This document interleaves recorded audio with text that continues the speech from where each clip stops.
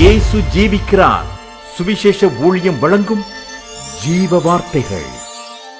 கிறிஸ்துவில் பிரியமானவர்களே, ஆண்டவராகிய இயேசு கிறிஸ்து நாமத்தில் உங்களை யாவரையும் அன்போடு வாழ்த்து வரவேற்கிறோம். இயேசு ஜீவிக்கிறார் ஊழியத்தின் சார்பாக ஜீவ வார்த்தைகள் நிகழ்ச்சிக்கு வந்திருக்கிறவங்களை கர்த்தர் ஆசீர்வதிப்பாராக.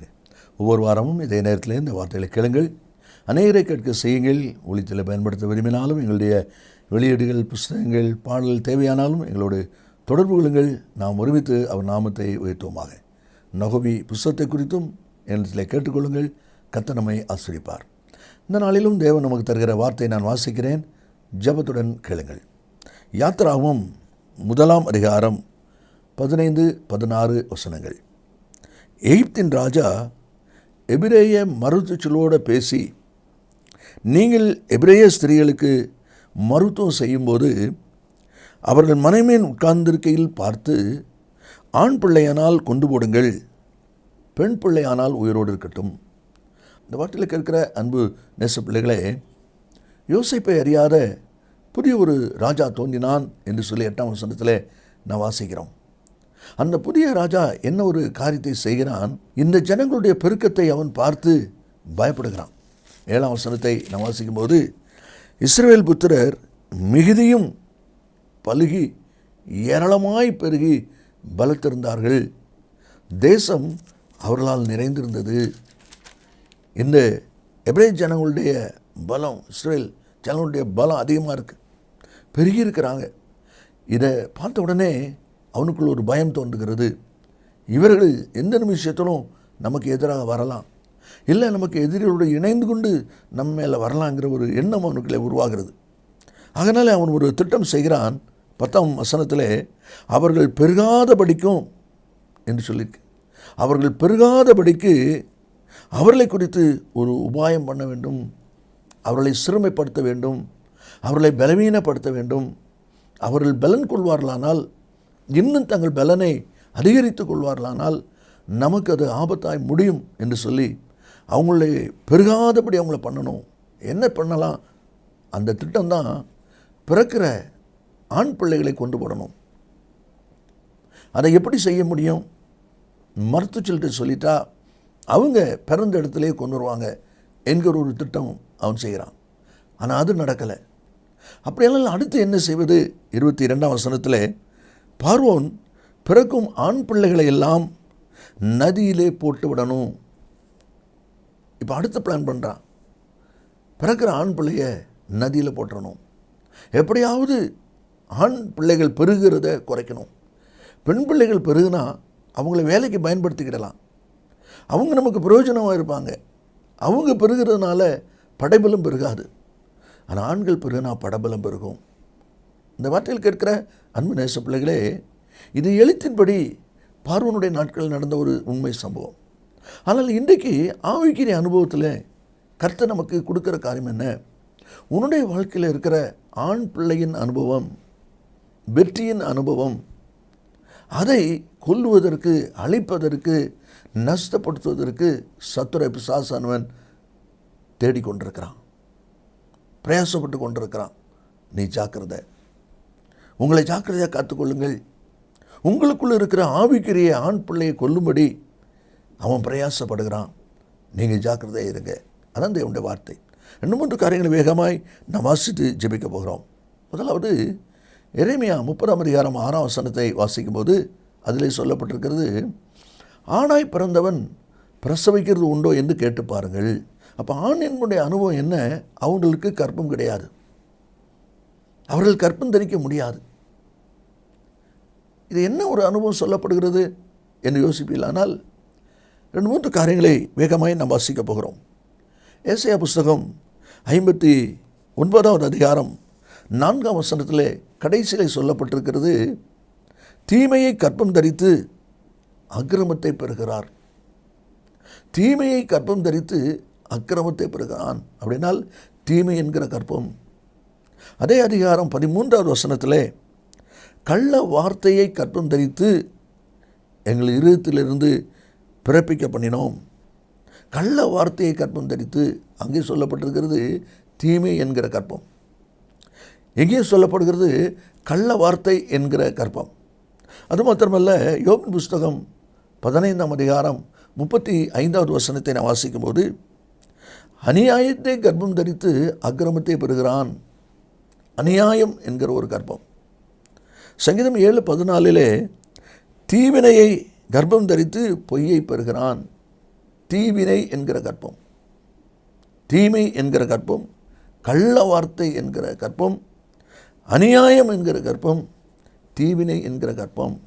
இந்த வார்த்தையில் இருக்கிற அன்பு நேச பிள்ளைகளே, ஆணாய் பிறந்தவன் என்று சொன்னால் பிரசவிக்கிறோ இல்லை, ஏன்னா அவனுக்கு அந்த கர்ப்பம் கிடையாது. அப்படியெல்லாம் இல்லை. என்ன அனுபவம் சொல்லப்படுகிறது? எந்த விதமான தவறான தீமையான அக்கிரமமான கர்ப்பம் அவனில் இல்லாதவன் தான் ஆண். அப்படியானால் பாவத்துக்கு விலகி, சாபத்துக்கு விலகி, தீமை தீங்குக்கு விலகி இருக்கிறவன் தான் ஆண். அதான் ஆண் பிள்ளை. அப்படியானால் நீங்கள் ஆவிக்குரிய வாழ்க்கையிலே ஒரு வெற்றியுள்ள ஆண் மகனாக, ஆண் பிள்ளையின் அனுபவமாக, பாவம் இல்லாத, சாபம் இல்லாத, கள்ள வார்த்தை இல்லாத, பரிசுத்தமான தேவனுக்கு பிரியமான ஒரு வாழ்க்கை வாழணும் என்று திட்டமிட்டிருக்கிற உங்களுடைய திட்டத்தை குலைப்பதற்கு, ஆண் பிள்ளையை கொண்டு போடுவதற்கு சத்துரு பிரயாசப்படுகிறான். கவனமாக இருங்க, ஜாக்கிரதையாக இருங்க. அதுதான் முதலாவது அனுபவமாய் நம்மளே வாசிக்கிறோம். மாத்திரமல்ல, ரெண்டாவது ஆண் பிள்ளை என்னுடைய அனுபவம் என்ன?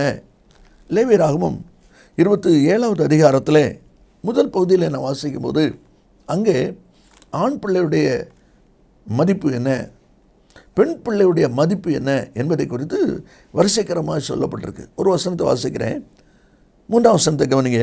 20 வயது முதல் 60 வயதுக்கு உட்பட்ட ஆண் பிள்ளையை நீ பரிசுத்த ஸ்தலத்தில் சேக்கலாக 50 வெள்ளிச்சேக்கலாகவும், பெண் பிள்ளையை 30 வெள்ளிச்சேக்கலாகவும் மதிப்பாயாக.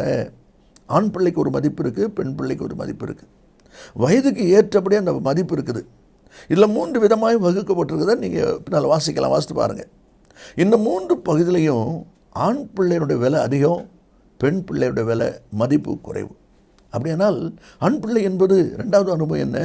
உனக்குள் இருக்கிற விலையேறப்பட்டது, உங்களுக்குள் இருக்கிற மேன்மையானது, உங்களுக்குள் இருக்கிற கனத்துக்குரியது. சத்துரு அது மேல் கண் வைக்கிறான், அது மேல் கண் வைக்கிறான். ஆண் பிள்ளையானால் கொண்டு போடுங்கள். ரெண்டாவது ஆண் பிள்ளையினுடைய அனுபவம் என்ன என்று சொல்லி பார்க்கும்போது, உங்களுக்குள் இருக்கிற விலையேறப்பட்டதின் மேலே சத்துரு கண் வைக்கிறான். திருடன் வீட்டுக்குள்ளே வந்தால் அவன் வீட்டில் இருக்கிற பழைய ஜாமான் ஓட்ட உடஞ்சி தட்டிக்கிட்டு மாட்டான்.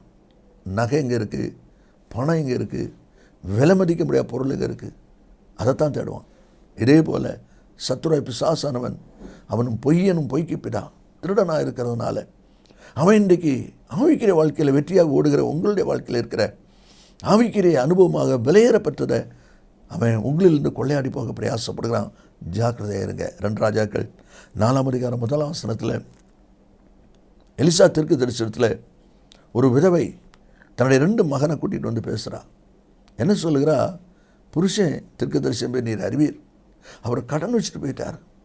இப்போ அந்த கடனை கொடுக்கறதுக்கு எங்களுக்கு நிர்வாகம் இல்லை.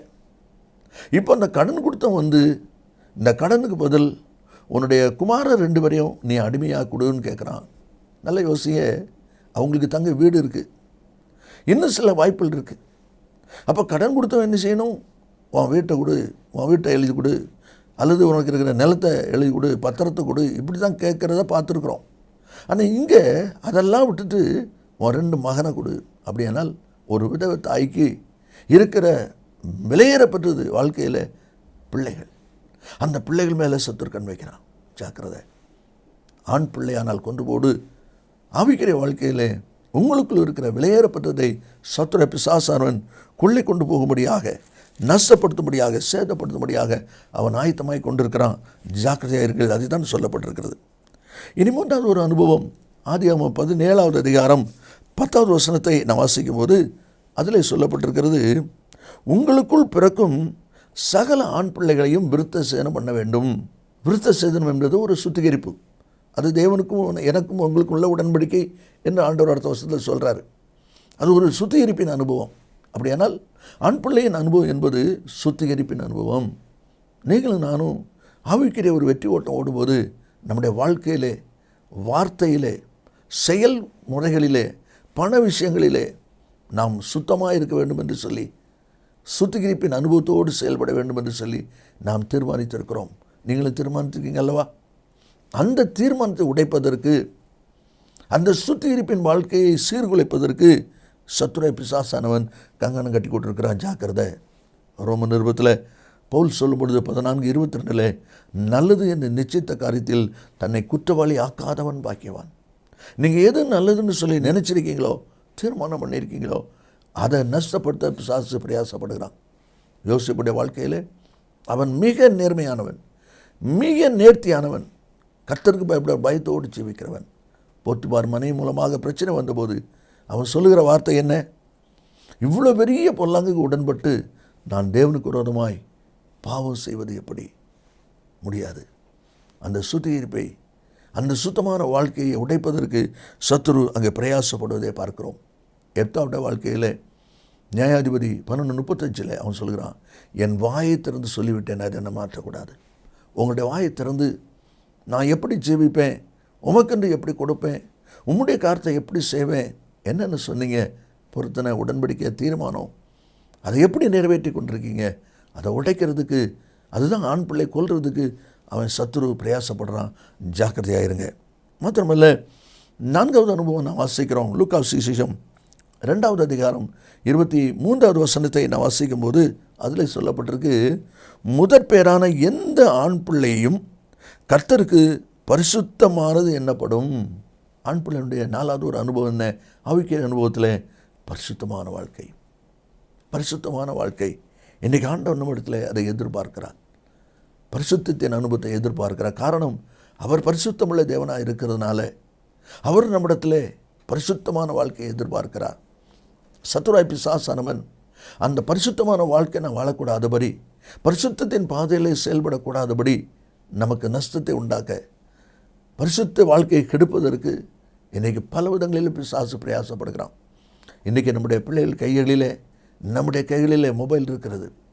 இன்றைக்கி ஒரு அத்தியாவசிய பொருளாக இருக்கிறது. ஆனால் அதே சமயத்தில் பரிசுத்த குலைச்சலை உண்டாக்கும்படியான அநேக காரியங்கள் உள்ளே இருக்கிறது. நீங்கள் எதை பயன்படுத்துகிறீர்கள்? பிள்ளைகள் எப்படி அதை பயன்படுத்தி கொண்டிருக்கிறாங்க? சத்துராய் பிசாசானவன் அதன் மூலமாகவே பரிசுத்த குலைச்சலை உண்டாக்கும்படியான காரியத்தை அவன் செய்ய பிரயாசப்படுகிறான். ஜாக்கிரதையாக இருங்க. ஆண் பிள்ளை என்பது பரிசுத்தமானது. அப்படியெல்லாம் நம்முடைய வாழ்க்கையில் இருக்கிற பரிசுத்தத்தை சீர்குலைக்க சத்துரு பிரயாசப்படுகிறான். ஜாக்கிரதையாக இருங்க. யாத்திராமம் 31 அதிகாரம் 15வது வசனத்திலே, ஓய்வு நாள் கர்த்தருக்கு பரிசுத்தமானது. ஓய்வு நாள் ஆராதனை, ஆண்டவருடைய ஆலய ஆராதனை என்பது தேவனுக்கு பரிசுத்தமானது. அதே தான் அதில் சொல்லப்பட்டிருக்கு. லேவியராமம் 27:28 வாசிக்கிறோம், நேர்ந்து கொள்ளப்பட்டதெல்லாம் கர்த்தருக்கு பரிசுத்தம். கடைசியாக ஒரு வார்த்தையோடு வாசித்து நாம் ஜெபிப்போம். வெளிப்படுத்தல் 12:5 வாசிக்கிறோம், சகல ஜாதிகளையும் இருப்பு கோலால் ஆளுகை செய்யும் ஆண் பிள்ளையை பெற்றாள். ஆளுகை செய்யும் ஆண் பிள்ளை பெற்றாள். ஆண் பிள்ளை என்றால் ஆளுகை செய்யும். அதற்கு ஆளுகை உண்டு, அதிகாரம் உண்டு.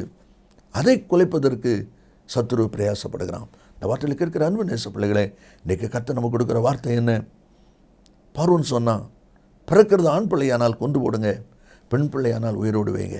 ஆவிக்குரிய வாழ்க்கையில் ஆண் பிள்ளையை கொலை செய்வதற்கு சத்துரு பிரயாசப்படுகிறான். அந்த ஆண் பிள்ளையினுடைய அனுபவம் என்ன?